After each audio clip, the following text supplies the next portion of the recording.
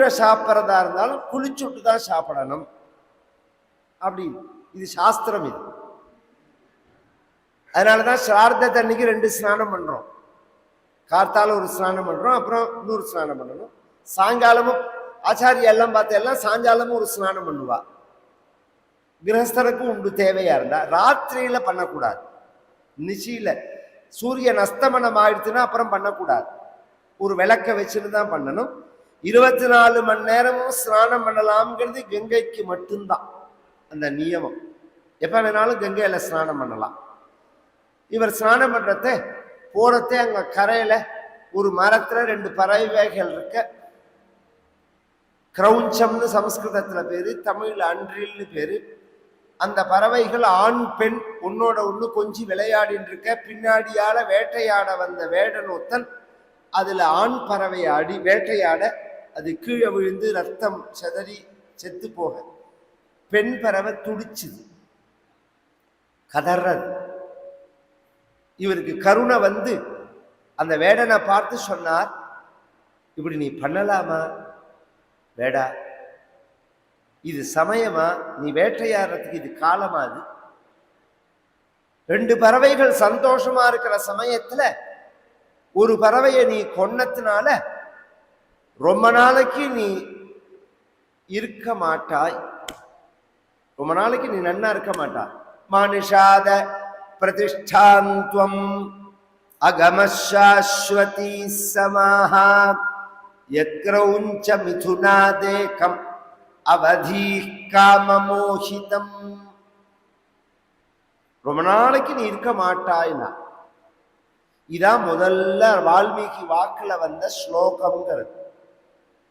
சமஸ்கிருதம் 2 டைப்ல இருக்கு. ஒன்னு கத்தியம், இன்னொன்னு பத்தியம்னு பேர்.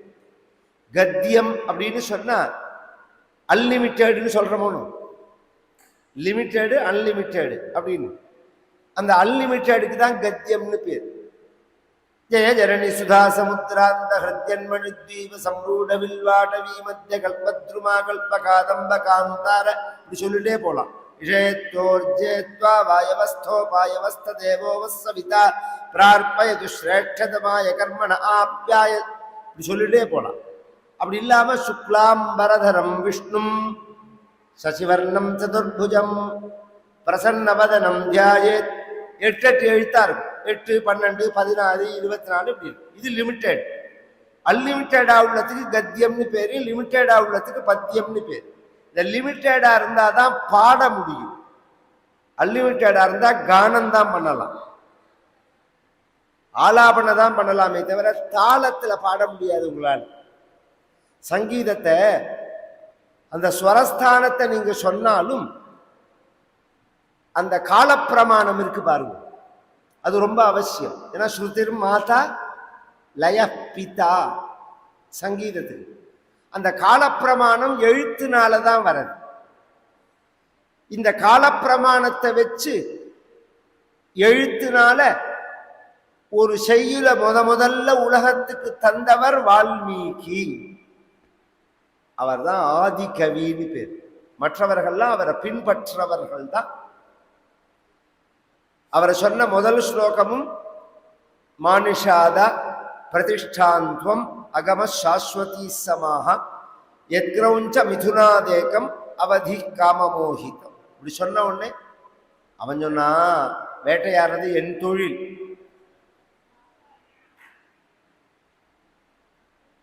நீங்கெல்லாம் ஐயருமார்கள், இதெல்லாம் பார்க்கவே கூடாது. நீங்க ஏன் கசாப்பு கடை முன்னாடி நின்று எப்படி வெட்டுறான்னு பார்த்துட்டு இருப்பாளா? இவன் எப்படி வெட்டுறான், எப்படி சமைக்க. இந்த சேனல்ல எல்லாம் எத்தனை பேர் எல்லாம் வர்றது, கலந்து வர்றது. குழந்தையிலேருந்தே சொல்லி கொடுக்கணும் அந்த சேனல்ல. ஏன்னா சாப்பிடணுங்கிற எண்ணமே பார்வையினாலதான் வருது. இந்த அட்வர்டைஸ்மெண்ட் எல்லாம் சாக்லேட் எல்லாம் அப்படியே பிரிச்சு வாயில, அதனாலதான் குழந்தைகள்லாம் அதுல ஆசைப்படுறது. நீங்க சொன்னெல்லாம் அது ஆசைப்படாது. ஒரு உதாரணம் சொல்றேன். ஒரு 5 வயசு வரைக்கும் ஒரு குழந்தைக்கு நீங்க சுகரே கொடுக்காம வளர்த்து பாருங்க, சுகர் பிடிக்காது, அது சர்க்கரை பிடிக்காது. சர்க்கரை சுவைன்னு நாம் சொல்றோமோ, நீங்க எப்படி பழக்கிறீங்களோ அதை பொறுத்து இருக்கு. அது மாதிரி இந்த காட்சிகள்லாம் இதை பார்க்கும்போதே இதெல்லாம் பார்க்கக்கூடாதுப்பா, இதெல்லாம் நாம சாப்பிடக்கூடாது, இதெல்லாம் உயிர் வகை அப்படிங்கிறத நாம சொல்லணும். சாத்வீகமா உள்ளவா சாப்பிட்றவா பாருங்க, அவளை நாம தோஷம் சொல்லலை. நீ எதுக்கு சாமி இதை பார்க்கறேன்னா, என்னோட தொழில் வேட்டையாடுறது, அதுல என்ன பாவம்னு கேட்டான். அதுக்கு அவர் சொன்னார், பஞ்சசர வித்தமபி வியாதேனானு வித்தம்னா போஜன். நீ ஏற்கனவே மன்மதன் அந்த பறவைகள் மேல பானம் போட்டிருக்கான், பின்னாடி நீ பானம் போடக்கூடாது. ஒருத்தன் வேட்டையாடுறத ஒருத்தன் பானம் போட்டா பின்னாடி இன்னொருத்தரும் பானம் போடக்கூடாது. இது யுத்த தர்மம். இது அதனாலதானே சிவபெருமானுக்கும் அர்ஜுனனுக்கும் சண்டை வந்ததே மகாபாரதத்துல. அது வேட்டையாடுறத 3 சமயத்துல கொல்லக்கூடாது. அது கர்ப்பிணியா இருந்தா கொல்லக்கூடாது, குட்டிக்கு பால் கொடுக்கறதே கொல்லக்கூடாது, ஆணும் பெண்ணும் சேர்ந்து இருக்கும் போது கொல்லக்கூடாது. நீ இப்ப ஆணும் பெண்ணும் சேர்ந்து இருக்கிறதே தான் அடிச்ச, அதனாலக்கு நீ ரொம்ப நாளைக்கு நீ நன்னா இருக்க மாட்ட சொல்லிட்டு வந்துட்டார். சிஷ்யனை கூப்பிட்டு சொன்னார். சிஷ்யன் சொன்னா, அதை விடுங்கோ, அவனை வெய்யறத நீங்க ஒரு பாட்டா பாடினேன்னா இது வித்தியாசமா இருக்கேன்னா. மானுஷாத பிரதிஷ்டாந்தம். ஆமாண்டா, எனக்கு ஆச்சரியமா இருக்கேன்னா. நான் அவனை விஷவு தானே திட்டினேனே, இது எப்படி நன்னா பாட்டா வந்தது? இவருக்கு ஆச்சரியம், நினைச்சு பார்க்கிறான். அதனாலதான் இன்னைக்கும் ஒருத்தர் வெய்ய போறான்னா நன்னா பாட்டு வாங்க போறேங்கிறோம். இதுல நன்னா பாட்டு வாங்க போறேன்னு ஏன் சொல்றோம்?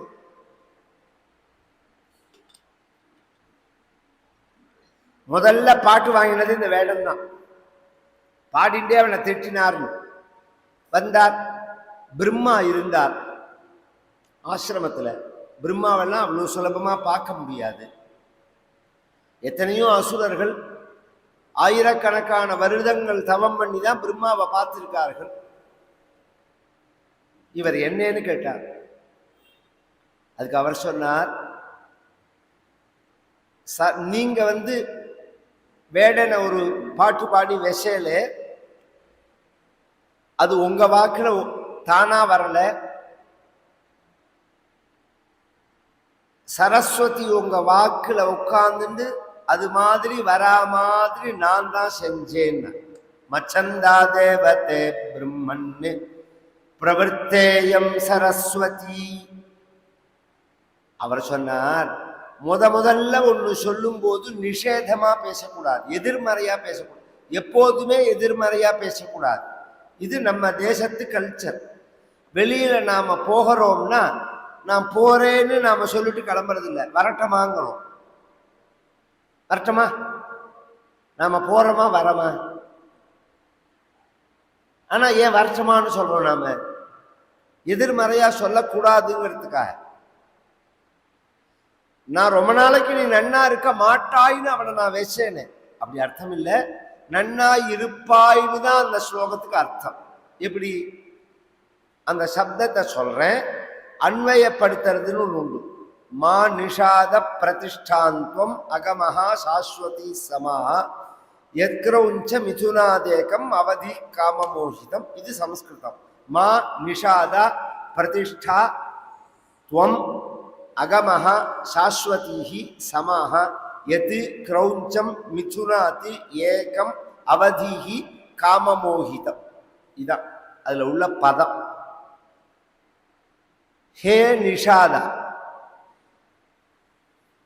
காமமோஹிதம் ஏகம் துவம் அவதிஹி தத் காரணாத் சாஸ்வதிஹி பிரதிஷ்டாமாகமஹா. இதாங்க அர்த்தம். காமத்துல ஈடுபட்டிருந்த 2 பறவைகளுக்குள்ள ஒன்ன நீ கொன்னதுனால ரொம்ப நாளைக்கு நீ நன்னா இருக்க மாட்டாய், அப்படி அர்த்தம் இல்ல. மா நிஷாதா, ரெண்டா சொன்ன மத்தியில அப்படி சொல்லக்கூடாது, அதை ஒன்னா பண்ணுனாள். மா நிஷாதான்னு சொல்லுனாள். நிஷாதன்னா ரமிக்கிறவன், தனியா சொன்னா வேடன் அர்த்தம். வேடன்னு ஒரு அர்த்தம், ரமிக்கிறவன் ஒரு அர்த்தம். மான்னா வேண்டாம்னு ஒரு அர்த்தம், மகாலட்சுமின்னு ஒரு அர்த்தம். மாமே மாஹா மாமே மாஹா அப்படின்னு ஒரு சப்தம். மகாலட்சுமிட்ட ரமிக்கிறவன்னா ஸ்ரீனிவாசன். மானுஷாதா ஸ்ரீனிவாசா ஸ்ரீயப்பதி பகவானே, துவம் நீங்கள், காமமோகிதம் அவதீஹி காமமோகிதனான ராவணனை நீங்க கொன்னதுனால சாஸ்வதி பிரதிஷ்டாம் அகமஹா, உலகமுள்ள பரியந்தம் புகழ அடைய போகிறேன் அப்படின்னு இந்த ஸ்லோகத்துல உங்களை அறியாம ராமாயணம் வந்திருக்குன்னு. ஓ அப்படியா? இன்னும் விசேஷமா நான் இப்ப எனக்கு 10 நாள் ராமாயணம் சொல்ல முடியல. இந்த ஸ்லோகத்துல 7 காண்டமும் இருக்கு. இந்த ஒரு ஸ்லோகத்துல 7 காண்டமும் இருக்கு. மானுஷாதான்னா பாலகாண்டம், சீதா கல்யாணம். பிரதிஷ்டாந்தம் அகமஹா சாஸ்வத். பிரதிஷ்டாந்தம் அப்படின்னா அயோத்தியா காண்டம், தர்மஸ்தாபனத்தை பண்ணிருக்கிறான். இப்படி சொல்லிட்டே போலாம்.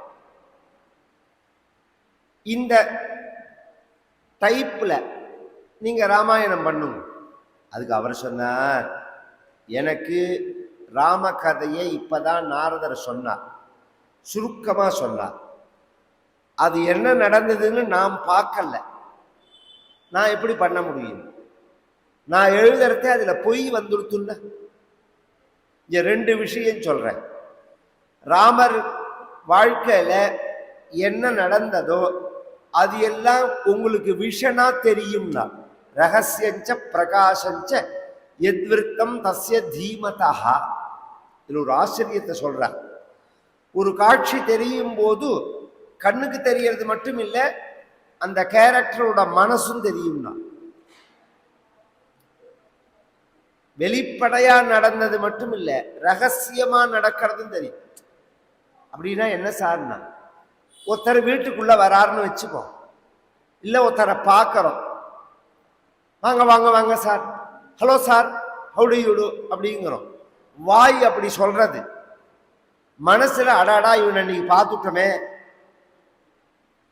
இன்னைக்கு காரியம் உருப்படணுமே, நம்ம கிளம்பி போயாகணுமே, வேற என்னமோ நினைக்கிற மத்தியில நினைப்பு ஒன்னா இருக்கு, பேச்சு ஒன்னா இருக்கு.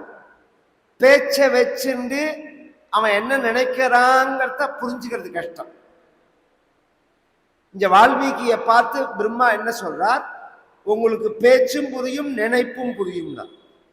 அதனாலதான் வால்மீகி ராமாயணத்துல அவ்வளவு ஸ்பெஷல் ஒரு இடம். 2வது, உங்களுடைய வார்த்தைகள்ல ராமாயணம் எழுதும்போது ஒரு இடத்துல கூட ஒரு வார்த்தை கூட பொய் வராது அப்படின்னு நான் அனுகிரகம் பண்றேன். நதேவாக் அனுர்தா காவியே காட்சி தத்ர பவிஷ்யதி குரு ராம கதாம் புண்ணியம் ஸ்லோகபத்தாம் மனோரமாம். இப்படி சொன்ன உடனே கிழக்கு நுனியாக தர்பையை போட்டுண்டு வால்மீகி தியானம் பண்ணிட்டு உட்கார்ந்துக்க ராமாயணம் முழுக்க கண்ணுக்கு தெரியறது. இது ஆரம்பிக்கும் போதே துளசிதாசர் ஆரம்பிச்ச விதம் வேற. மெயின் ராமாயணத்தை ஆரம்பிக்கும் போது மங்களபவன அமங்களஹாரி அப்படின்னு ஆரம்பிக்கிறார். அதனாலதான் ராமானந்த சாகர் ராமாயண சீரியல்ல இந்த பாட்டு தான் முதல்ல வச்சிருப்பார், மங்களபவன அமங்களஹாரி. எப்படி ராமாயணத்தை ஆரம்பிக்கிறார் அப்படின்னா, பார்வதிக்கு பரமேஸ்வரன் சொல்ற மாதிரி கல்யாணமாகி, பார்வதிக்கு பரமேஸ்வரனுக்கு கல்யாணமாகி அந்த கல்யாணத்தெல்லாம் சொல்றார் துளசிதாசன். அந்த துளசி ராமாயணத்துல முதல்ல வரதே பார்வதி கல்யாணம் தான். ராமச்சரித மானசத்துல விஸ்தாரமா சொல்லிட்டு முதல் இரவு அன்னைக்கு, கல்யாணமான அன்னைக்கு பார்வதியை உட்காத்தி வச்சு ராமகதை சொன்ன மாதிரி கதையை கொண்டு போறார். ஒரு ஜோடிப்பர் ராமகதா கலிகமத காயி सुजन सजीवन मूरी सुखाई, राम कथा कली पन्नक भरणी, पुनि विवेक पावक कहूं अरणी, राम कथा कली विठप कुठारी, सादर सूनु गिरिराज कुमारी, राम कथा कली का मदगाई. இந்த ராமகதை எப்பேற்பட்டது தெரியுமா? பார்வதி கலியில உள்ள காமதேனுன்னு, கற்பக விருட்சம் காமதேனுன்னு சொல்லுவோம். நாம நினைச்சதை கேட்கறத அது கொடுக்கும். அது மாதிரி ஒண்ணு உண்டுன்னா இந்த ராமாயணம் தான். நாம் என்ன விரும்புறமோ அத ராமாயணம் கொடுக்கும். ராமாயணம் படிச்சு, ராமாயணம் பாராயணம் பண்ணி, ராமாயணம் கேட்டு அடைய முடியாததுன்னு உலகத்துல ஒண்ணு கிடையாது.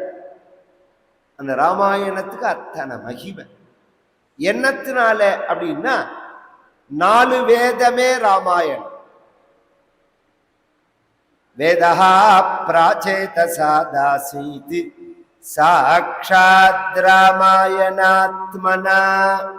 4 வேதமும் ராமாயணம். ராமாயணமே சொல்றது. ரா அப்படின்னா ருக்வேதம், மா அப்படின்னா சாமவேதம், யா அப்படின்னா யஜுர்வேதம், நா அப்படின்னா அதர்வண வேதம். கவனிச்சு கேட்கணும். ருக்வேதம், சாமவேதம், யஜுர்வேதம், அதர்வண வேதம். இப்படியா நாம சொல்லுவோம்? பேசும்போது ருக்கேஜு சாமான்னு தானே சொல்லுவோம். ருக்வேதம், யஜுர்வேதம், சாமவேதம்னு தானே சொல்லுவோம். இங்க அப்படி சொல்லலையே. ருக்வேதம், சாமவேதம், யஜுர்வேதம்னு தானே சொல்றதுன்னா இந்த 2 வகையான அல்பாமேட்டிகளையும் வேதம் சொல்றது. ருச்சோ யஜூகும் ஷிசாமானி அதர்வாங்கிரசயே அப்படின்னு ஒரு இடத்துல சொல்றது. இன்னொரு இடத்துல அதே வேதம் ரிஜஸ்ஸாமானி யஜூகும் ஷி சாஹிஸ்ரீ ரமிருதா சதா அப்படிங்கிறது. ருச்சோ யஜூகும்ஷி சாமானி, ரிக்யஜு சாமம் அப்படிங்கிறது. இன்னொரு இடத்துல ரிச்ச சாமானி யஜூகும்ஷி ரிக்ஸாம யஜுசு அப்படின்னு சொல்றது. அந்த மெத்தேடுல பண்ணியிருக்கா. இது ஞானத்தை கொடுக்கும் அப்படிங்கிறதுக்காக. வேதமே ராமாயணமா இருக்கிறதுனால வேதத்தோட சாரம் காயத்ரி. 3 வேதத்தோட முக்கியமான சாரம் எசன்ஸ் காயத்ரி. காயத்ரியோட எழுத்து எவ்வளோ? 24. ராமாயணத்தோட மொத்த ஸ்லோகத்தோட கவுண்டிங் 24,000. 24,000 மட்டும் இல்ல, அந்த 24 எழுத்தும் ஒவ்வொரு 1000 ஆரம்பிக்கிறதே வரும். காயத்ரியோட முதல் எழுத்து எது?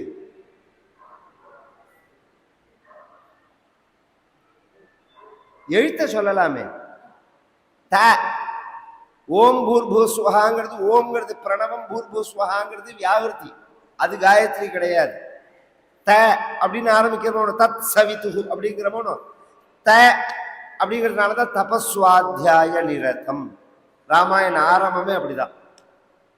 இது மாதிரி ராமாயண புஸ்தகத்திலேயே எடுத்து பார்த்தோம்னா காயத்ரி ராமாயணம்னு போட்டு இந்த 24 எழுத்தும் எங்கெங்க ஆரம்பிக்கிறது, எந்த காண்டத்துல ஆரம்பிக்கிறது, எந்த இடத்துல ஆரம்பிக்கிறதுன்னே போட்டு இருக்கு.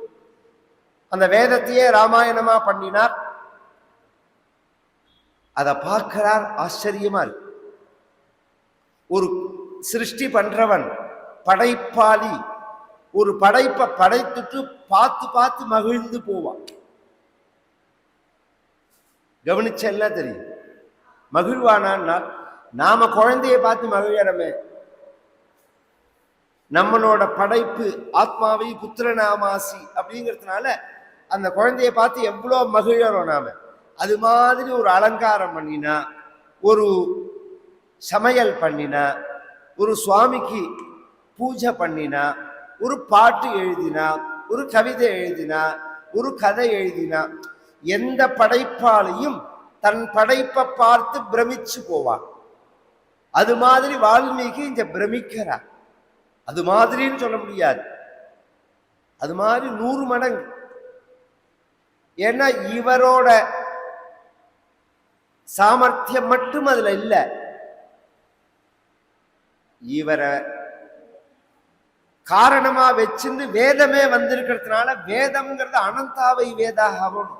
வேதத்தோட ஒரு மகிமையோ, வேதத்தோட ஒரு ஆழமோ, வேதத்தோட ஒரு பொருளோ முழுமையாக யாருக்குமே உணர முடியாது அப்படின்னு சாஸ்திரங்கள் சொல்றதுனால ஆச்சரியமா பார்க்கிறார். சமுத்திரமிவ ரத்னாட்யம் சர்வஸ்ருதி மனோகரம். அவ்வளோ அழகா இருக்கு.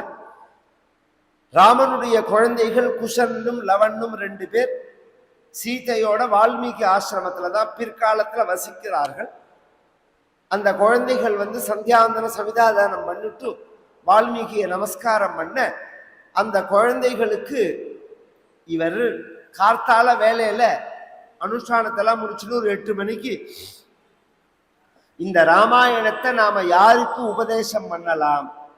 ஏன்னா வித்தை இருக்கு பாருங்க, நமக்கு ஒண்ணு தெரிஞ்சதுன்னா இன்னொருத்தருக்கு சொல்லி கொடுக்கணும். அது இது வித்தையோட தர்மம். தெரிஞ்சுண்டு அதை இன்னொருத்தருக்கு வாழ்நாள் முழுவதும் சொல்லி கொடுக்காம எவன் சாகரானோ அவன் தான் பிரம்மராட்சசா பிறக்கிறான் சாஸ்திரம். ஏன் அப்படின்னா, அதுவும் வேதத்தை படிச்சுட்டு சொல்லி கொடுக்காம இருக்கக்கூடாது. இது ஸ்ருதமே கோபாயா அப்படிங்கிறது வேதம், எல்லாருக்கும் தெரியணும். நம்ம பெரியோர்கள்லாம் அப்படிதான் இருந்தா, கூப்பிட்டு வச்சு சொல்லி கொடுப்பா. இதுவா உனக்கு நான் சொல்லி கொடுக்குறேன், விஷ்ணு சஹஸ்ரநாமம் சொல்லித்தரேன், லலிதா சஹஸ்ரநாமம் சொல்லித்தரேன், புருஷ சுத்தம் சொல்லித்தரேன், இதுவா அப்படின்னு. ஏன்னா சொல்லி இன்னைக்கு எல்லாம் ஃபீஸ், எல்லாம் பணம். நம்ம ஹிந்து மதத்துல எல்லாம் ஃப்ரீ, படிப்பு முழுக்க ஃப்ரீ. இதான் ஹிந்து மதத்தில் உள்ள ஸ்பெஷல். இதை யாருக்கு சொல்லலாம்ங்கிறத இந்த குழந்தைகள் வந்த உடனே பகவானுடைய சங்கல்பம்.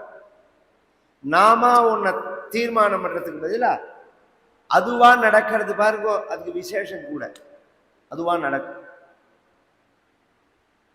இந்த குழந்தைகளா நமஸ்காரம் பண்றது, அப்ப குழந்தைகளுக்கு தான் உபதேசம் பண்ணணும், குழந்தைகளுக்கு சொல்லி கொடுத்தா. பொதுவா ஹிந்து மதத்துல அந்த டீச்சிங் சிஸ்டம் எப்படின்னா, முதல்ல மீனிங் சொல்லி கொடுக்க மாட்டா. முதல்ல ப்ரோஸ் முழுக்க பைஹார்ட் பண்ண சொல்லிடுவா, லெட்ரு பண்ண சொல்லிடுவா, அப்புறம்தான் மீனிங் சொல்லி கொடுப்பா. ஏன்னா ஒரு 15-16 வயசு வரைக்கும் தான் பைஹார்ட் பண்ண முடியும். 16 வயசுக்கு மேலதான் மீனிங் புரியும். நீங்க 16 வயசுக்குள்ள மீனிங் சொன்னாலும் பெருசா புரியாது. 16 வயசுக்கு மேல பைஹார்ட் பண்ண சொன்னாலும் வராது. இது ஆச்சரியம். போற போக்குல சொல்லி கொடுப்பான். அந்த காலத்துல எல்லாம் பாட்டி அம்மாவை அனுசரிச்சு பெண் குழந்தைகள் வளரும், அப்பா தாத்தாவை அனுசரிச்சு புள்ள குழந்தைகள் வளரும், ஆண் குழந்தைகள். தாத்தா மாதிரியே சந்தியாந்தனம் பண்றேங்கோ, பூஜை பண்றேம்மா, நான் ஜபம் பண்றேன்னு உட்காந்துப்பான். போற போக்குல சொல்லி கொடுப்பார். அது மாதிரி பாட்டியோட உட்காந்துண்டா கஜானனம் பூத கணாதி சேவிதம் சொல்லும்பா. பாட்டி மாதிரியே விளக்கேற்றும், குங்குமத்தை எடுத்து இட்டுக்கும், நமஸ்காரம் பண்ணும். எல்லாம் இதெல்லாம் ஒரு பாக்கியம். இன்னைக்கு அந்த பாக்கியங்கள்லாம் கிடையாது. அந்த வயசானவாளோட சேர்ந்து வாழறதெல்லாம் இப்ப மாறி போயிடுது. அதனால என்ன பெரிய நஷ்டம்னா, தலைமுறைக்கு தான் நஷ்டம். உங்களுக்கு ஈஸியா கிடைக்க வேண்டிய அந்த நாலெட்ஜ் கிடைக்காம போறது. படிப்புங்கிறது ஸ்கூல்ல போய் படிக்கிறது மட்டும் படிப்பு கிடையாது, ஒழுக்கம்தான் படிப்பு. உயிரினும் ஓம்பப்படும் ஒழுக்கம், உயிரினும் ஓம்பப்படும் அப்படிங்கிறார். இந்த ஒழுக்கம்தான் படிப்புங்கிறது. அது பழகலைன்னா அப்புறம் 1000 படிச்சு என்ன பிரயோஜனம்? அயோக்கியன் கையில கத்தி கிடைச்சா மாதிரிதான். அந்த அறிவுங்கிறது சகஜமா குழந்தைகளுக்கு கிடைக்கணும், ஃப்ரீயா கிடைக்கணும், எல்லாம் கிடைக்கணும். சின்ன வயசுல பைஹார்ட் பண்ண சொல்லணும். சொல்லி கொடுத்தார். ஒரு ஆச்சரியம் என்னன்னா, அந்த குழந்தைகளுக்கு நிமிஷமா பைஹார்ட் ஆயிடுது. சின்ன வயசுல லெட்ரு ஆயிடுது. அந்த குழந்தைகள் போறத வரத்தை எல்லாம் சொல்லிட்டே இருக்கு. இந்த குழந்தைகளுக்கு நீங்க 2-4 வயசு பயலுக்கு ஒரு ஸ்லோகத்தை சொல்லி கொடுத்தேன்னா அதை சொல்லிட்டே போயிட்டு வந்துட்டு இருப்பான். அதுக்கு என்ன அர்த்தம்னு உனக்கு தெரியாது, அதை சொல்லிட்டே போயிட்டு வரும். அது மாதிரி அதனாலதான் நான் ஞாபகம் வரதால சொல்றேன். இந்த குல்தீப்னு ஒருத்தர் ஒரு சேனல் நடத்துறாரு பாருங்க, ரொம்ப பிடிக்கும் எனக்கு அவர். என்னத்தினாலேன்னா, நான் என்ன நினைச்சுட்டு இருக்கேனோ அது கரெக்டா நடக்கிறது. இந்த குழந்தைகளுக்கு நல்லது போய் சேரணும்.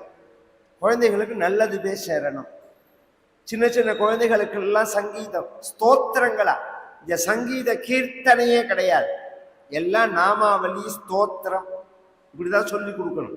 பாட்டெல்லாம் எடுத்த உடனே சொல்லி கொடுக்க வேண்டாம், ஸ்தோத்திரங்களை தான் சொல்லி கொடுக்கணும். அது மாதிரி சொல்லி கொடுத்தா அந்த குழந்தைகள் அந்த ஸ்தோத்திரத்தை சொல்லிட்டே இருக்கும். இந்த ரவகுஷர்கள் அது மாதிரி ராமாயணத்தை சொல்லிட்டே போயிட்டு வரா.